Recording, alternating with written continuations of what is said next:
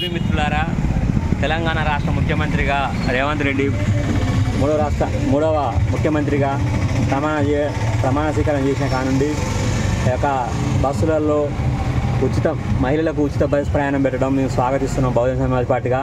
కానీ ఈ యొక్క ఆటో డ్రైవర్ల పరిస్థితి మరీ ఘోరంగా అధ్వానంగా తయారైంది. వీరు రెక్కాడి తిన డొక్కాడని వాళ్ళ పిల్లలు చదువుకోవడానికి కానీ వాళ్ళ భార్య పిల్లలు చదువుకోవడం కోసం వాళ్ళ కుటుంబ జీవనాధారం తెలంగాణ రాష్ట్ర వ్యాప్తంగా ఆటో యూనియన్లు అవన్నీ కూడా మనం చూస్తున్నాము. మన దంతరపల్లి మండల కేంద్రంలో ఉన్నాం. ఈ యొక్క బస్సులు నిత్యము రాకపోవడం వలన ఈ యొక్క ఆటో డ్రైవర్ల పరిస్థితి అగమ్య గోచరంగా ఉంది. తెలంగాణ రాష్ట్ర ప్రభుత్వం ఏర్పడ్డామని గత 10-15 సంవత్సరాల కాంచి కొట్లాడి సాధించిన తెలంగాణ రాష్ట్రంలో నిరుద్యోగం పెరిగిపోయింది. తెలంగాణ చేస్తే నీళ్లు నిధులు నియామకాన కేసీఆర్ పదవి రాగానే తెలంగాణ కోసం కొట్లాడిన అరెస్ట్ చేసి అందరినీ జైల్లో పెట్టించాడు.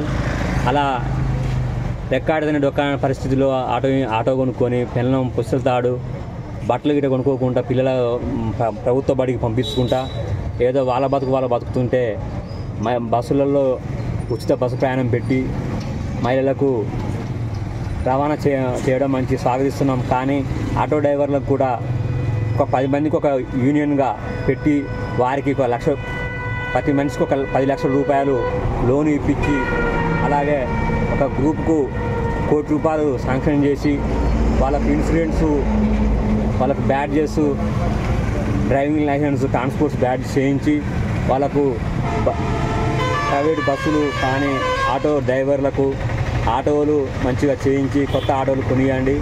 అలాగే వాళ్ళకు లోన్లు ఇప్పించడం ద్వారా వాళ్ళు కిరాణా దుకాణం కానీ షాపులు కానీ పెట్టుకొని వాళ్ళ కాళ్ళ మీద వాళ్ళు బతుకుతారు. మేము ఏదో ఉచితంగా డబ్బులు ఇవ్వాలని అనట్లేదు. వాళ్ళ కనీసం మహిళల సంఘాల గాంక సెల్ఫ్ హెల్ప్ గ్రూపులకు ఉన్నట్టుగా మన మగవారికి నిరుద్యోగులకు యువతకు కూడా 10 మందికి ఒక గ్రూపులు చేసి వారికి ఒక మనిషికి ఒక 5 నుండి 10 లక్షలు లోన్ ఇచ్చి వాళ్ళ షాపులు వాళ్ళ కాలం మీద వాళ్ళు బతకడానికి చికెన్ షాప్, పాన్ షాప్ పెట్టుకొని బతకడం కోసం. అలాగే ఆటో డ్రైవర్లు కూడా వారు ప్రత్యేక నిరుద్యోగంగా ఉంటున్నారు కాబట్టి వారిని బాధలు కూడా మీరు తెలుసుకోవాల్సిందిగా మేము బహుజన సమాజ్ పార్టీకి డిమాండ్ చేస్తున్నాము.